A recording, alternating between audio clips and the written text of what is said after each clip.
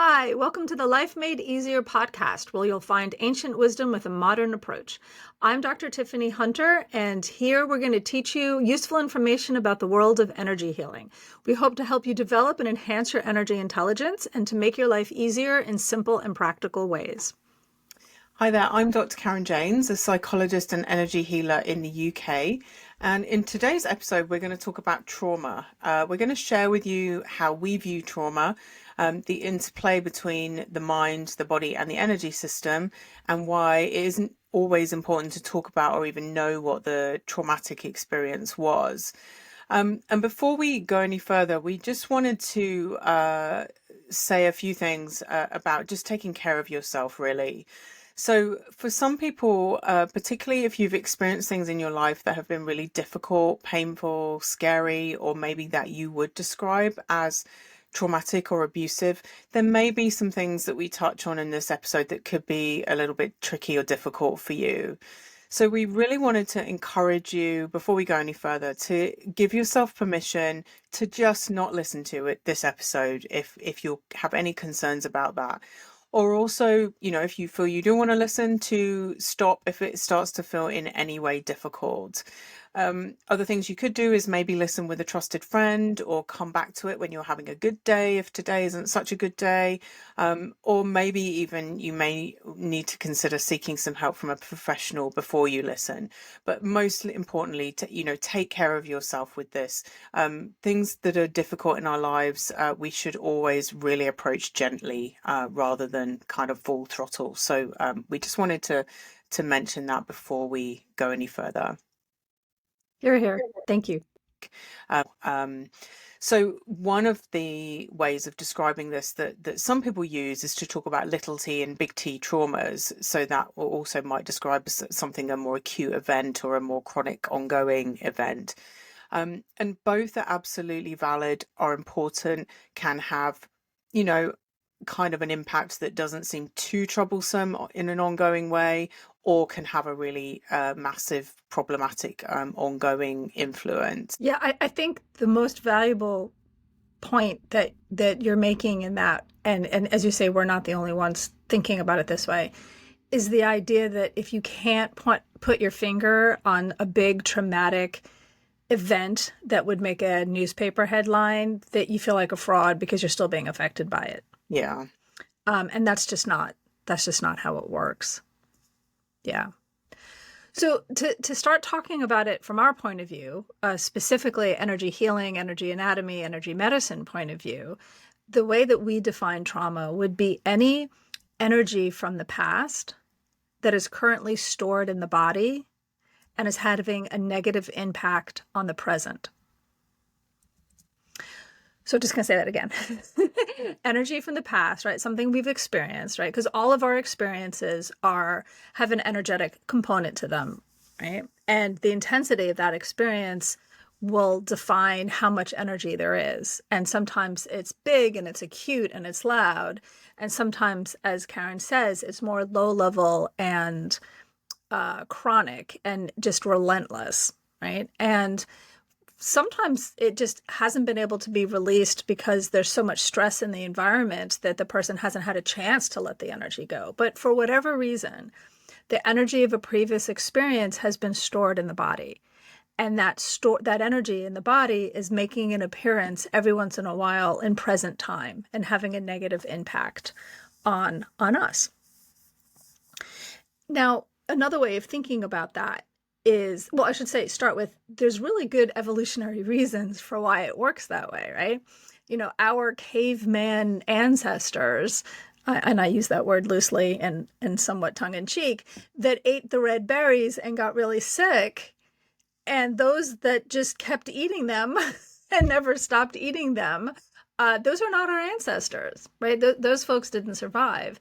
The ones that had an experience, they got sick, and then they got better, say 24, 48 hours later. And even though physically they were better, and they go to eat that berry again, the energy in their body that was kept, that was stored, that they held on to, kind of reared its head and said, "Oh, excuse me, do you really want to eat more of these berries? Think twice about it before you keep going," right? And we've all had that experience with, eating at a restaurant, maybe getting food poisoning. We're sick for a couple of days. A client of mine, we were talking about this, and she said, "Oh yeah, tequila. I can't even think about tequila without getting nauseous." Right? You're over the physical symptoms, but when somebody says to you, "Hey, Karen, you want to go get a curry down or you want to do tequila?" No, don't even talk to me about that, because that the energy of that experience is still stored there. And like I said, there's good reasons for that. Those were our ancestors that survived. But in a natural environment, that energy will, even though it's being stored for a short temporary time period to get us to think twice before we do this thing again, it evaporates naturally over time. And so not only will you eat the curry again, you'll even probably go to the same restaurant and give them a second chance, right? It just fades. But sometimes it doesn't. And when it doesn't, it gets put in storage. And the best way to think about that is to think about how pearls are made. So, a piece of sand gets into an oyster and it's really annoying, or, it's really irritating. And in order to manage that experience, the oyster coats it with a substance that is smooth and allows that piece of sand to live in the oyster without a problem. And the oyster can accommodate that sand without being constantly annoyed by it. So it wraps it all up in this pearl. And that's really what we do. So we have this energetic charge of an experience that's been negative, and we coat it, and then we stick it in storage. And that pearl stays in storage to protect us from the energetic experience. And to be frank with you, anybody over the age of 10, 12, Karen, has these little pearls stored, right? Because, things happen, right? And again, for the most part, that's not a problem. But sometimes it is.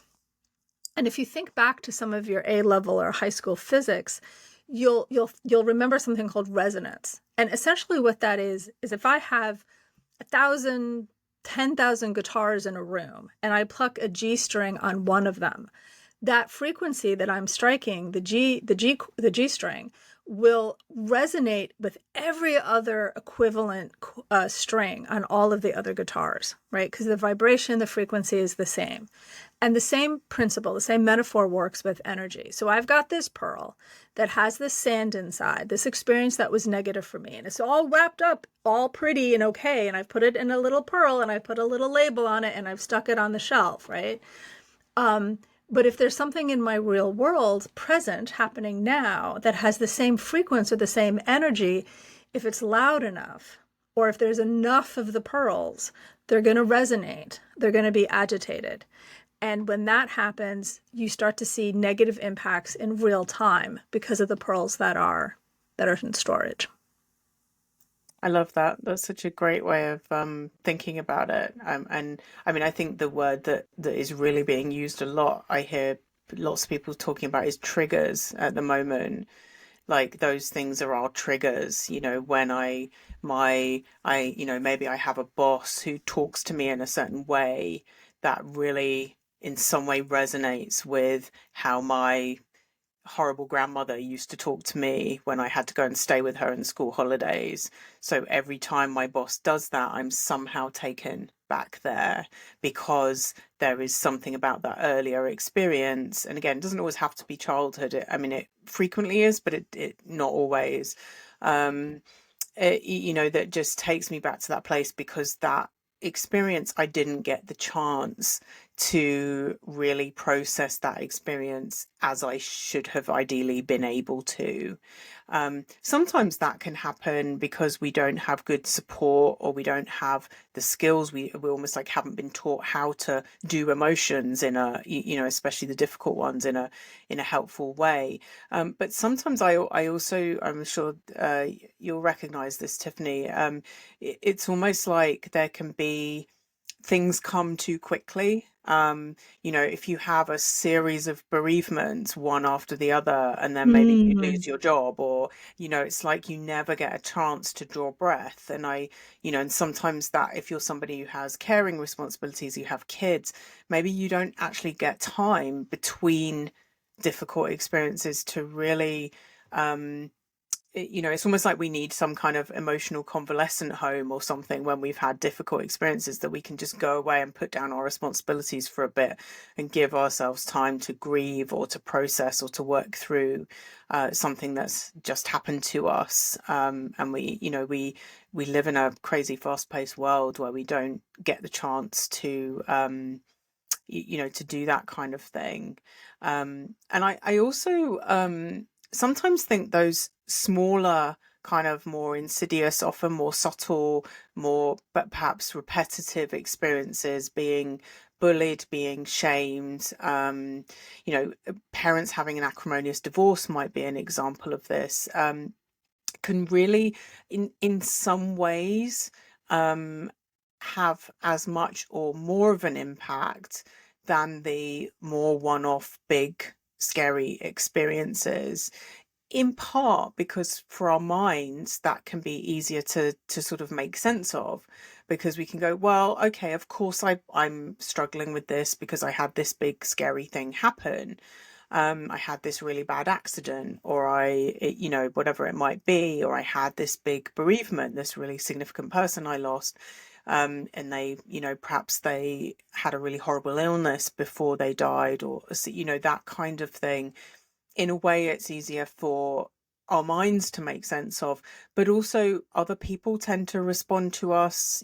People, if we have a big difficult thing happen, we'll often find, our communities will, if we're fortunate to have people to support us, will draw around us, at least for a time, will be understanding of us struggling, will, expect us to be struggling. I think those the kind of smaller, more ongoing things that maybe we didn't even recognize as particularly difficult at the time, things where nobody knows about that. Maybe nobody else, or maybe nobody that you're currently in contact with even witnessed that. So it might be something that almost that you kind of carry with you, that can become sort of somehow part of your identity without you even sometimes realizing. So I think in that sense, I feel like I really want to kind of almost labor this point, because I think if you ever feel I'm not happy, I'm struggling, I don't really know why, I'd really encourage you to not feel afraid to seek some help with that, because there's a good Yeah. chance that you have energy stored in your body that needs to find a way to be properly processed and released from your energy system, and then for your mind to kind of come to terms with what's happened to you. Hmm. So yeah, I think that's a really important thing for us to include today. Yeah, and you're so right. And I think, the value of really allowing it to be okay to have small trauma tease, and allow an awareness of just how compromised we can be because of them, is also because we may not be able to label them, like you Hmm. said. So many things, like losing a dog when you're young, right? Your best friend moving away from leaving second grade. Like you don't remember these things, but what you have what you do have an experience of is a sensitivity to abandonment, right? And I think, one of the things that I love about the field of energy healing, at least the way we practice it, but I think most people, is that there's an underlying assumption that people have momentum and commitment and natural desire for health and happiness. Mm. And so when somebody isn't feeling that way, that's a symptom of something that can be solved, right? I'm not a big believer even in things like ambivalence. When people say things like, well, I keep self-sabotaging myself. Mm. Well, that's not because you don't want good things for yourself. That's a symptom in and of itself. There's something going on there that can be resolved. Yeah. Yeah, you remind me, as you make me think as well, that so often we're impacted by what support we did or didn't have at the time. that's Hmm. so important with difficult experiences. It brings to mind a particular client I worked with, and her grandfather died when the grandfather was looking after her. So she was young, I think maybe 7 or something around that age, and she was home with the grandfather on her own, and the grandfather died, and she didn't know what to do and was left with this grandfather that she couldn't raise for some period of time. And that's an awful thing to happen to a child. And then, but it was kind of that in itself wouldn't necessarily need to become a kind of event that led to ongoing trauma. If parents, other caregivers swoop in and can give that child the support and the love and the care and the understanding, and whatever they need to help them come to terms with that, for all the parts of that, that could be something which is always, it's never going to be a nice thing that happened, and it may always be a sad thing, but it doesn't necessarily need to cause ongoing traumatic impact. But actually, what happened in this client's case is that nobody mentioned it, nobody talked about it. So it became this very confusing thing that happened, that was kind of never mentioned, was, and this child was left, given a very clear message: okay, I have to look after myself in this respect. And grew up really struggling with a lot of emotional stuff, and I think so. We how we kind of build our resilience comes through, not through trauma, but through the support we get, and how we can work through those experiences. Hmm. You make me think about how it's not necessarily always what has happened, but how that thing is handled, Mm, right? yeah, yeah. What You didn't also make happen me think, almost. yeah, what didn't happen also. That's my thing of it, Yeah. because I'm also thinking of examples that I'm sure you've come across with too, of people who are more so rather than a negative thing happening to them, it's actually the absence of things that are happening to them. So like a child who needs to meet all of their own needs because there's nobody around enough to look after them, whether or not that's physical needs like getting their own food or making sure that they're clean and fed, but also managing their own emotions like insecurity and loneliness. And so it's more the lack of that that's happening rather than a necessarily traumatizing active parenting experience. Yeah, and sometimes a mixture of all those things kind of come Hmm. together. Hmm. So, But I say again that the point is that every experience that we have creates an energetic reaction. And for the most part, even the extreme ones, happy ones or negative ones, that experience bubbles up and the energy dissipates. But the way that we're defining trauma is that for whatever reason, instead of dissipating, that energetic charge gets put into storage into the body and it sits there. But because of, life, with a capital L, that it can trigger that storage. And instead of sitting there quietly in storage, it gets triggered and it gets rattled and it starts to have a negative impact on our behaviors and our thoughts and our feelings now. yeah, I wonder if maybe we should take a minute to kind of talk about some of the, because not everybody may be familiar with this kind of what we might think of as the symptoms, or the signs, the indication, that might let us know that trauma is something that we have, that perhaps needs some attention. And I think the kind of more well-known ways of identifying that there might be people have had traumatic experiences that are continuing to cause problems are things like, if there are particular subjects you just can't talk about, or even try really hard not to think about, but they kind of intrude nonetheless into your thoughts.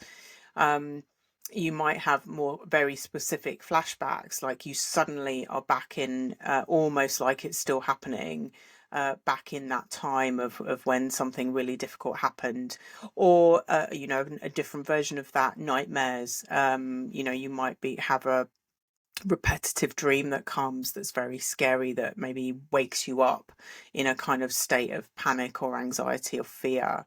You might find yourself avoiding certain people or places, like I never go to that place, or I mean, kind of like Tiffany was describing about I had a bad curry experience in that restaurant, so I'm not going back there. That's a trivial example, really, as long as it wasn't too serious of an experience. But that kind of avoidance. But there are also a lot of less well-known symptoms, if you want to call them that. I can't think of a better word. Ways that the trauma, that stored trauma in our energy system, might show up. One thing for me that I think is often can be a sign, is feeling very easily triggered, or having a response to something that is way out of proportion to what's actually happening now. Like someone said something that maybe was a bit annoying, but like you're having this massive big reaction to it and acting like something really terrible just happened. Procrastination's another one. You can't it's hard to get going, and that again, it takes quite a lot of energy to keep all that suppressed old energy, if you like, old emotional energy in our bodies. We have to work at it, and people will often use words when they're able to release some of that energy, of saying, I feel lighter, I feel more fluid, I feel more flexible, I feel like I have more choices, I feel freed up in some way. And part of that is because it's like we're using up less of our energy resources to keep it all kind of under wraps.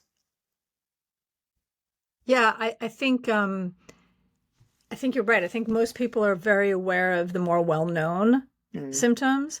The lesser known symptoms that can also include anxiety, sleep, well, I guess we mentioned sleeplessness. I think repeated illnesses that don't get cleared up, that are kind of, you're playing whack-a-mole, right? You solve it once over here and then something else jumps up over there. I think that can be part of it. I mean, all of those things can be something else as well, for sure. So, we're not suggesting those are all trauma responses, but I think people can sometimes forget that that can be the kind of glue that keeps some of the stuff stuck. Um, some of the stuff stuck. I remember many, many years ago when I was doing a research project in the clinic, and I was screening for PTSD when people were coming in with the view towards bringing people into, with their permission, of course, into a research study about how effective we were solving PTSD in the clinic. And I just screened everybody. I screened anybody who was willing when I walked in the door. And I was really shocked that over 90% of people walking in the door all screened positive. And it's a very informal thing. I'm not a licensed clinical psychologist. I'm using a checklist, but, it was very informal for my own understanding of what was happening in the clinic. But it really struck me as shocking how much everybody practically walking my door was popping for trauma. And it really started making me think differently about trauma. What I realized pretty quickly is I think some of what was going on there is it's a self-selecting sample, because people walking in my door have really tried everything else, right? So if you're trying to solve irritable bowel, right, and you're not, by the time you walk into or let's say, or migraines, for example, or frankly, even your anxiety, you've probably been to 3 or 4 or 5 or 15 other places, right, before you've walked in my door, right? And so what you start to get is this kind of funnel approach of, why haven't any of these other attempts solved it?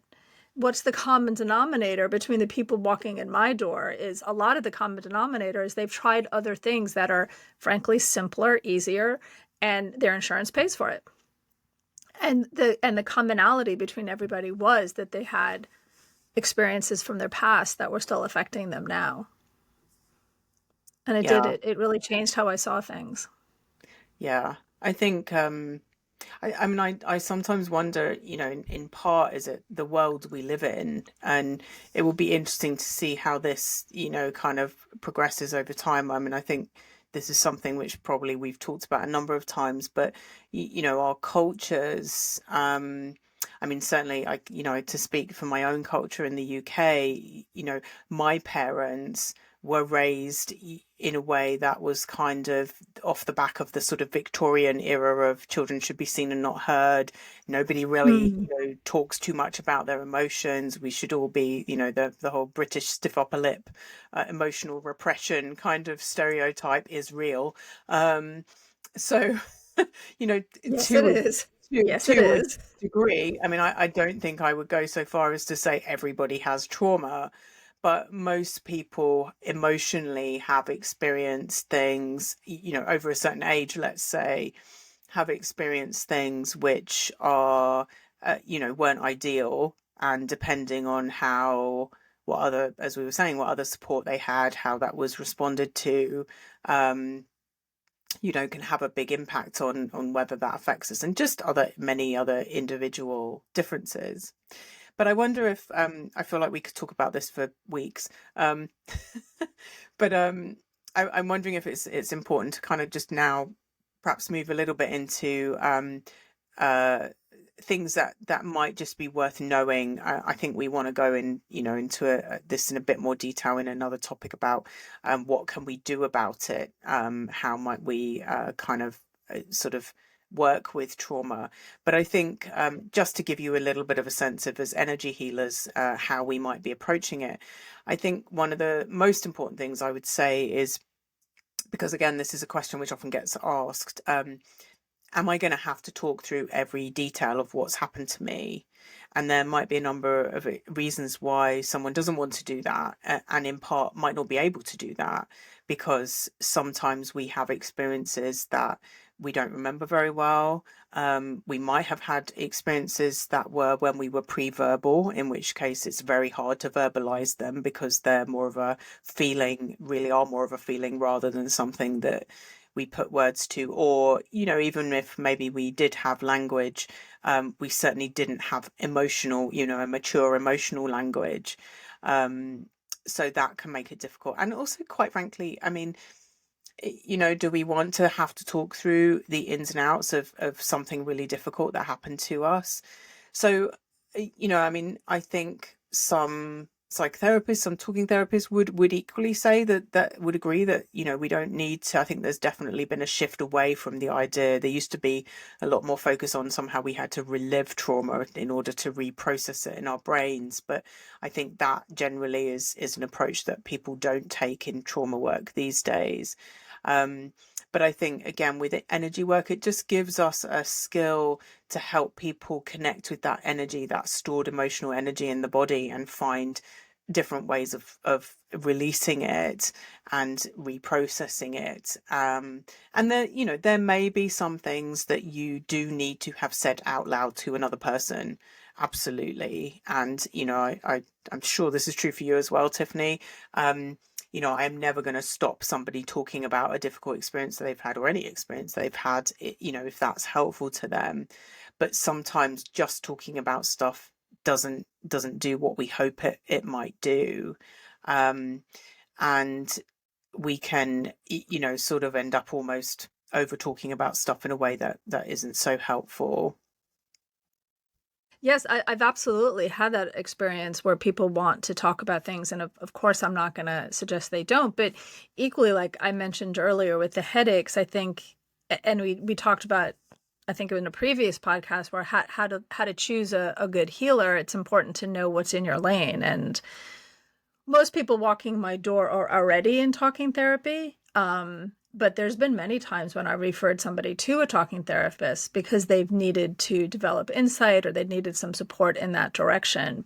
And at the same time, I receive, as I'm sure you do too, Karen, many referrals from talking therapists because energy healing is really a way of managing these issues from the bottom up and working with the body. And sometimes talking will get you there, but sometimes talking can feel like you're just going round and round. And I've had more than one client say to me, I just can't tell the story again. Like there, like there is everything that there is to understand about this situation. I understand about it. I just need to, the best description I've had is that sense of, I just need to shrug and get it out.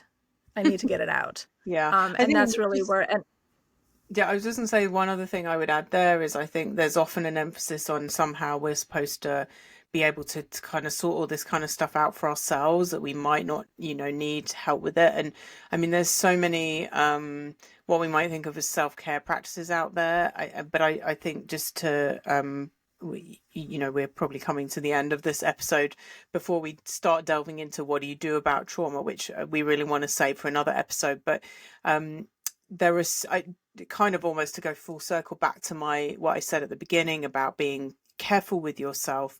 There are practices like meditation and mindfulness that if you're really feeling like there's a lot of what we're talking about resonates for you, they may not be the most helpful places to start, because they again, I think topic for another day, but they can take you into that kind of trauma in a way that then might feel quite difficult to cope with.